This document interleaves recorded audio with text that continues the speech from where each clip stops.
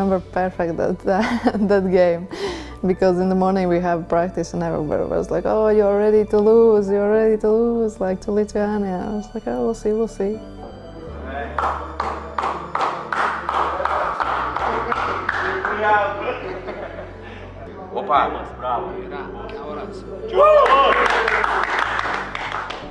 For sure, when we both play against each other, we feel pressure. We need to win. The same in Lithuania, I think.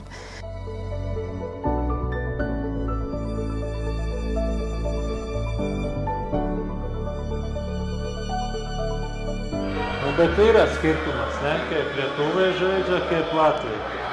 Nu yra ten 2 prieš 2, jie bando ten laužt, ten kažką čia, kažkaip viskas juda, pasas.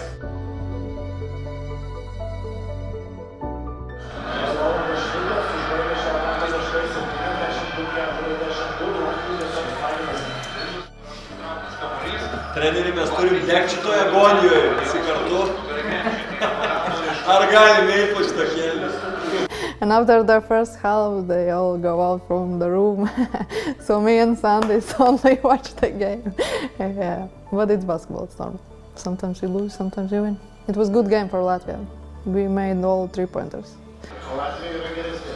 Tikrai taip, pagal kiekvieną iš tų komponentų jų pataikymas iš toli yra 12 iš 25 lietuvių, 2 iš 19. How much points we win?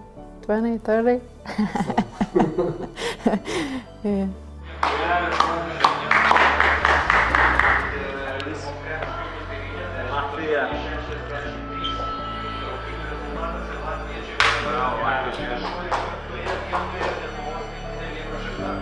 Sabine, gratulacje.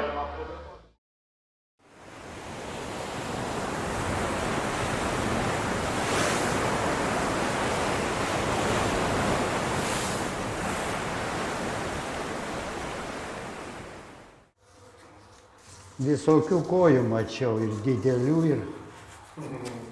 Didžiausia, tai turbūt Sabo, ar buvo Sabo didesnė? Jo, Sabo tai jau...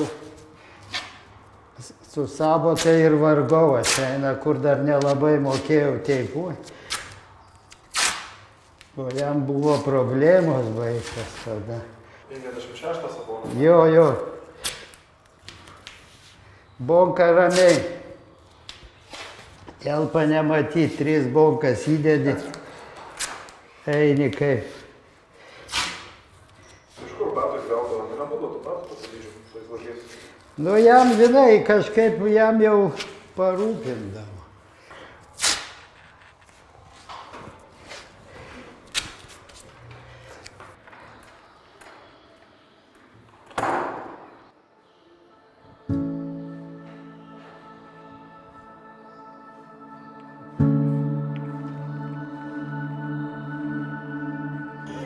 Jau vat kūrė film. O toks blemba. Toks kaip pamačiau pirmą kartą, toks pat.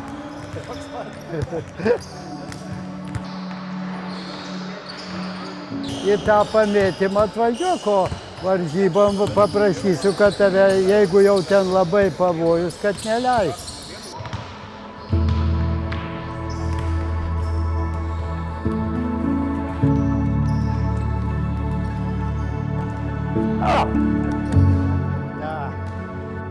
Atidirbam, nedarom, kad praeitą kartą prižnėjau.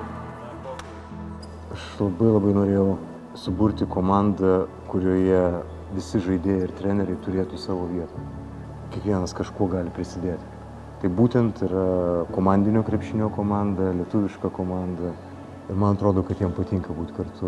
Ir atvažiavęs Juzukas irgi įnešė to, ką jis turi. Savo asmeninio, autentiško, to Juzuko jausmo, kurio neturi niekas kitas.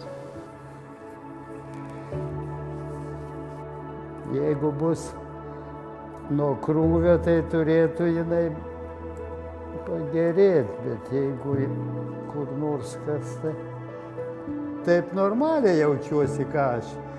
Vis tiek netoli 40 metų su krepšininkais dirbu, tai vis tiek moku.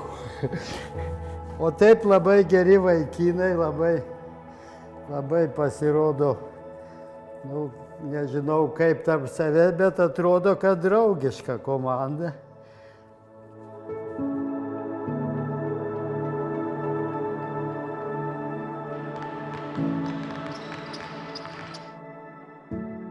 Agentas mano parašė žinutę, kad skambins Jonas Vainauskas. Už dienos gal, žiūriu, skambina nežinomas numeris. Ir tas pats pirmas sakinys. Sveikas Pauliukai, Jonas Vainauskas skambina.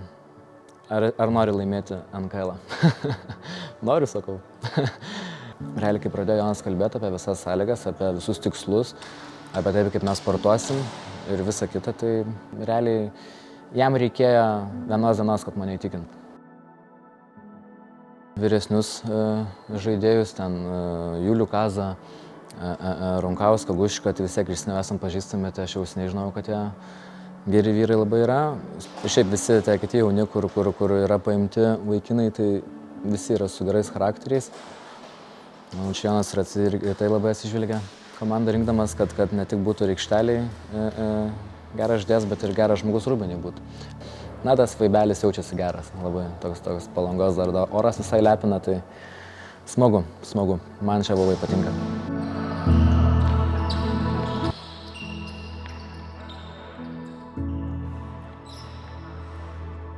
Kaip aš čia atsiradau, vilkai tylėjo, tai aš jiem parašiau, galvoju tiesiai kalsiu, kad sėkmės jums be manęs. Tada jie, jo, čia mes galvojam, nu, aišku. O buvom Tailande, ne, buvom pradžioj, paskiau Filipinų. Tailande atskrido Jonukas, susitikom. Jis sako, ką tu toliau veiksi? Sakau, noriu dirbti pas tave. Jis, nu tai ir iškart sutarė. Dėl atlyginimo nesiginčiam, dėl nieko.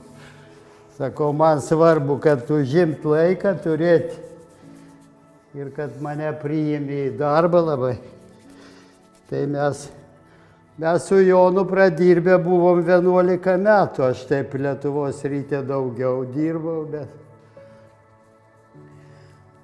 tai jau vienas kitą pažįsta.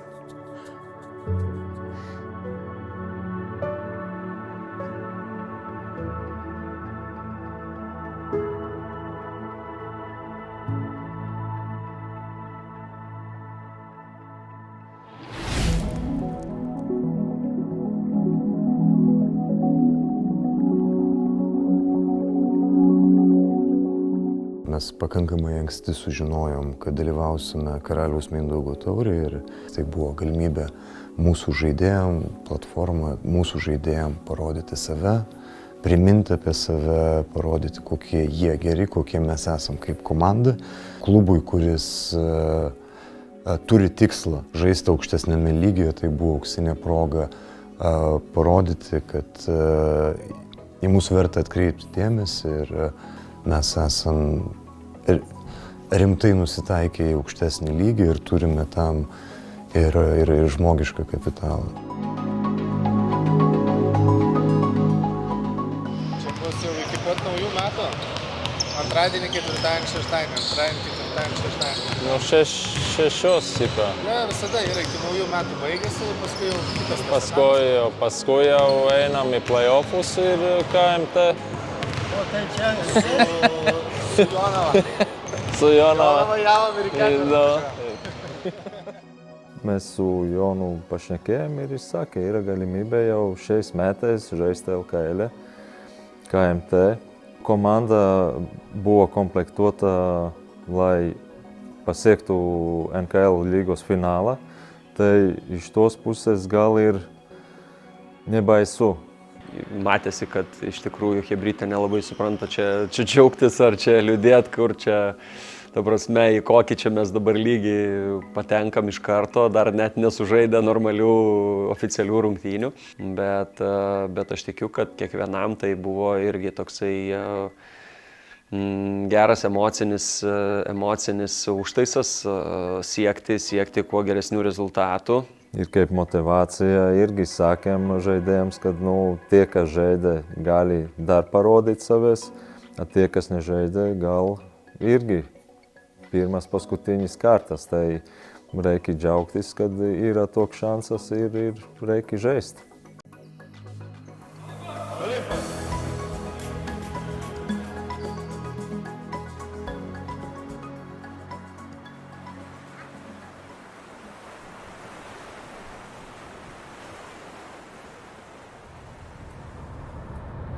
Liepojos istorija yra labai įdomi, nes klubas daug metų kažkur taip užstrigo lentelės apačioje Latvijos, Estijos lygoje ir niekaip nerasdavo savo žaidimo, savo veidų. Jie išbandė 10 skirtingų formatų ir tada paskambino man.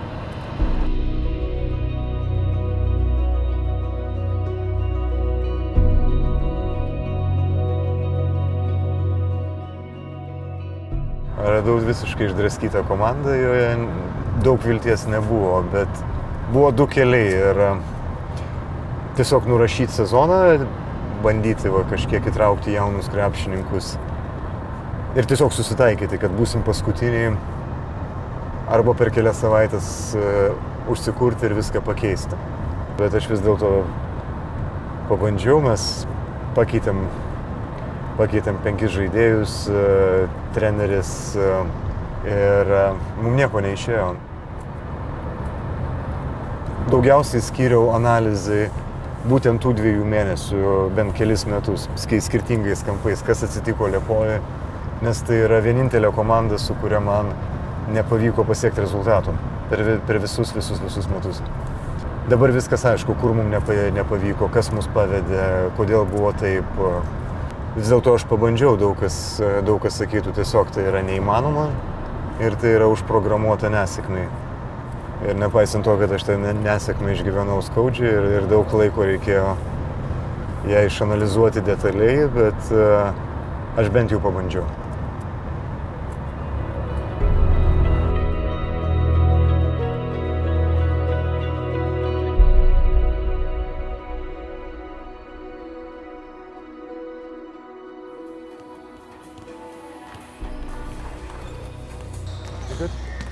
You're home. It's beautiful memories of our losing days in Liepāja.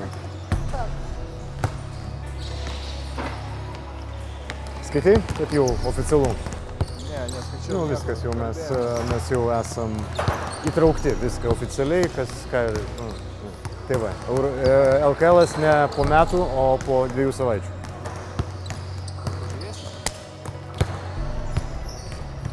Kiek nedaug tau liko, dabar pažiūrėsim, kaip prieš LKL centrus atrodai. Jo, man irgi labai įdomu pasitikėti. Jo, bet tu nei vieno iš jų nebijok, nes tu geresnis. Ne, tai aš jau senai jau turiu tame, bet... Jo, bet tu geresnis, iš tikrųjų tu geresnis. Aš ne šiaip sakau, kad tave padrasinti, tu geresnis. Va tą, ką aš matau, tu geresnis. Bus man tai pažiūrėsim, bet įdomu.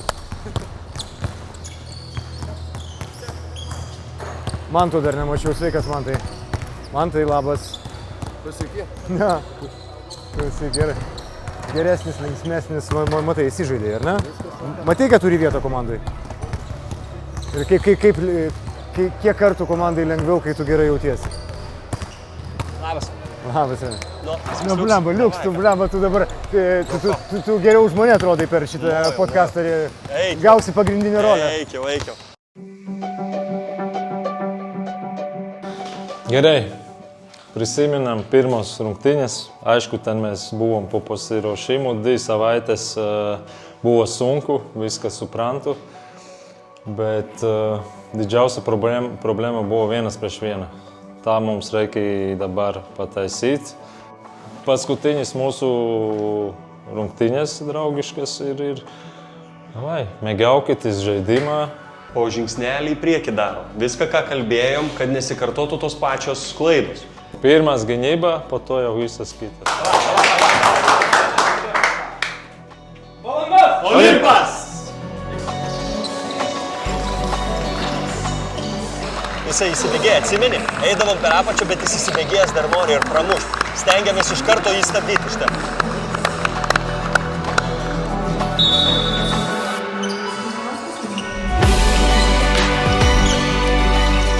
Toliau!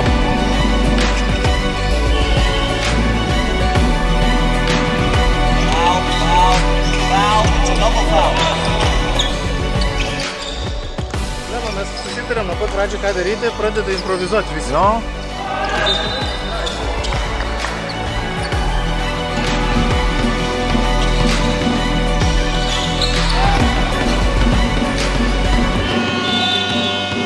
Per 4 minūtes 4 baudas. Gerai, padedam į kamuolį! Atsitveriam!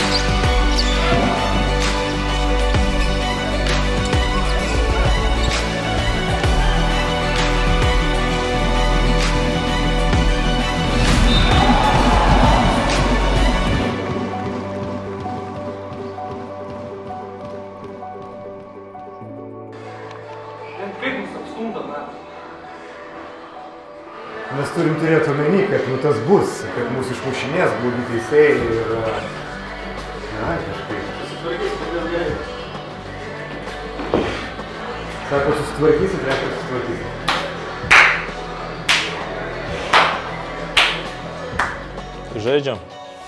Žaidžiam toliau, kovojam ir nelūžtam.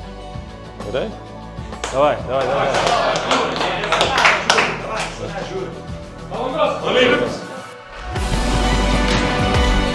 Maš.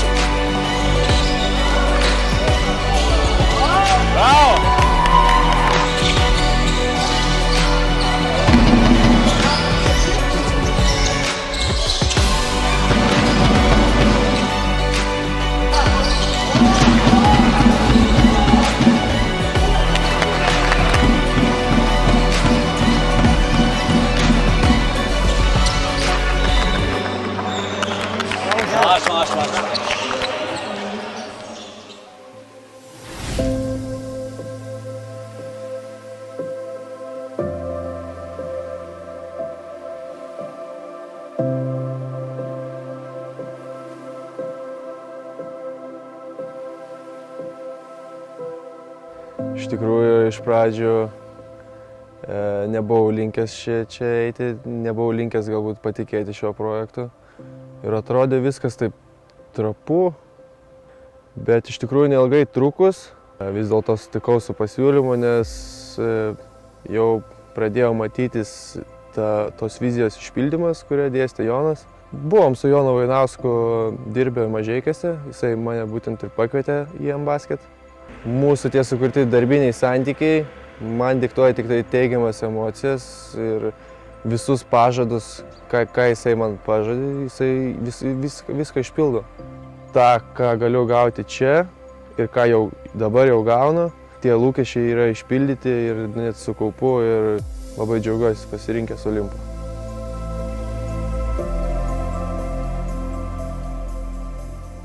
Aš kaip žaidėjas galbūt net ir nesenai išsigryninau pats savo. Visi jaunesni žaidėjai norėdavau kuo daugiau taškų ten pelnyti, kuo geriau pasirodyti. Na, tą gerą pasirodymą vertindavau pagal taškus, pagal kažkokius apčiuopiamus dalykus, tai statistika, ten perimtą kamuolį, rezultatyvų perdavimą. Tie metai M-Basket man padėjo suprasti, kad tie visi dalykai, kaip prieiti prie komandos draugo, kuriam galbūt nesiseka ir jam paprastą dalyką pajuokauti, jam pakelti nuotaiką. Prieiti iš to žaidimo pusės, kad kiekvienas žaidėjas jaustųsi aikštelėje patogiai, jisai jaustųsi, kad jisai išnaudoja savo stipriasias pusės. Kai reikia, aš galiu ir pats ant savęs pasiimti, bet aš labai mėgstu įtraukti savo komandos draugus į visą tą žaidimą, kad mes visi penkiese būtume aikštelėje patenkinti ir žaistume su šypsena. Ir kai žaidžiame su šypsena, visiems viskas gaunasi ir tiek žiūrovam gražu žiūrėti, tiek visiems komandai yra malonu ir džiugu.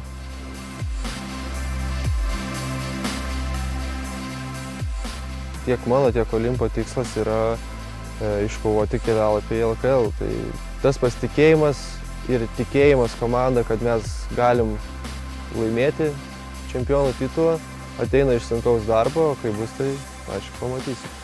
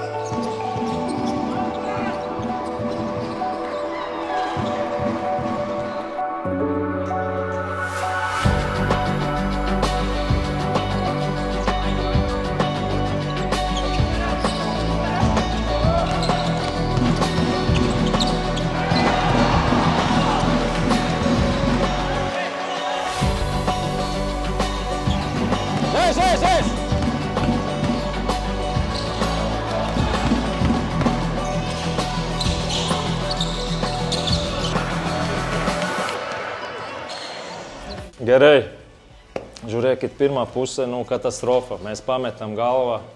Nesvarbu, teisējai, neteisējai, mēs negalim išimt savės, ir jau kuris rungtynes. Mēs išimam savės, ir viss, kas ir jau pa to sunku, pa to jau tā komanda, bēga, ir jau sunku grįžt. Todēļ dārkārtā gerai, kad mēs turim tokias rungtynes, išvikoja. Ne pas savus teisējus, ir mums reikia tobulēt šitam dalykai. Antroj pusē man patiko, kaip jaunimas įėjo, kavoja, malačiai, drąsiau, laisvas mesk. Nebūs geresnė proga, ten ant ribos. Laisvas mesk. Nebijokit, kada jūs pajausīs tā konfidenci. Gerai? Malačiai, sužaidžiam, kovojam. Davai, einam toliau. Olimpas.